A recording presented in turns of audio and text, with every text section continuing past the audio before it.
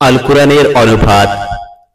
আর যদি তোমাদের স্ত্রীদের কোনো সন্ততি না থাকে, তাহলে তোমরা তাদের পরিত্যক্ত সম্পত্তির অর্ধেক পাবে।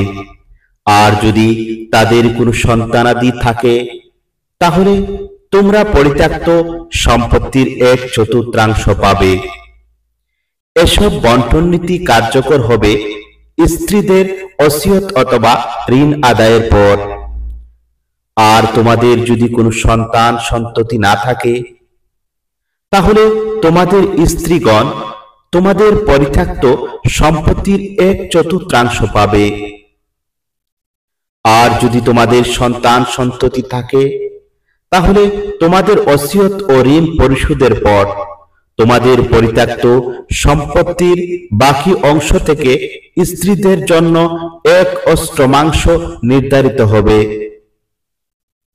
যদি কোনো মৃত ব্যক্তির কেউ উত্তরাধিকারী হয়, সে মৃত ব্যক্তি পুরুষ হোক বা নারী, যার অবস্থা এমন যে না আছে পিতামাতা, না আছে সন্ততি এবং তার 1 ভাই ও 1 বোন থাকে, তাহলে ভাই বোনদের প্রত্যেকেই 1/6 প্রাপ্ত হবে। আর যদি ভাই বোন এর চেয়ে অধিক হয়, তবে তার ওসিয়ত ও ঋণ পরিশোধের পর পরিত্যক্ত সম্পত্তির 1/3 সবাই অংশীদার হবে।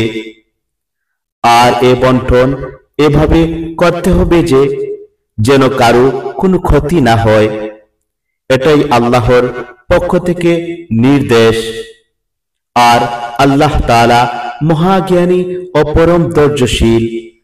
সূরা আন-নিসা আয়াত 12। এসব হলো আল্লাহ তাআলার নির্দিষ্ট সীমাসমূহ। যে ব্যক্তি আল্লাহ ও তার রাসূলের আনুগত্য করবে, আল্লাহ তাআলা তাকে এমন জান্নাত সমূহে প্রবেশ করাবেন যার তলদেশ দিয়ে নহর সমূহ প্রবাহিত হতে থাকবে। তারা সেখানে চিরদিন অবস্থান করবে। আর প্রকৃতপক্ষে এটি বিরাট সাফল্য। সূরা আন-নিসা আয়াত 13।